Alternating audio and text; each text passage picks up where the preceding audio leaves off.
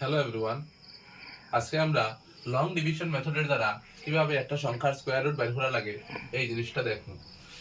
তো 625 রে আমরা ডাইন দিক থেকে পেয়ার হিসাবে ভাগ করে নিব।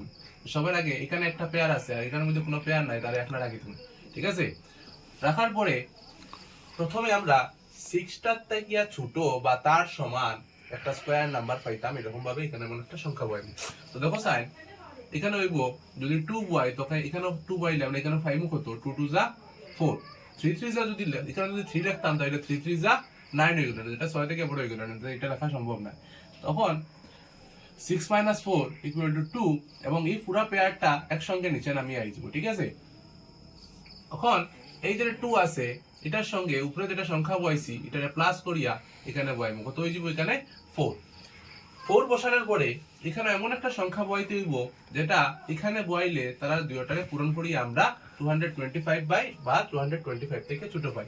তো দেখিছেন আমরা এখানে যদি 5 বয় তাহলে এখানেও 5 বয়, তো কত 5 5 যা 25, এখানে থাকবো 5 আর হাতে থাকবো 2, 4 5 যা 20 আর 2 কত হয়ে দিব 22। তো এখানে আমরা অবশিষ্ট কত হয়ে গেল, এখানে অবশিষ্ট হয়ে গেল আমরা 0।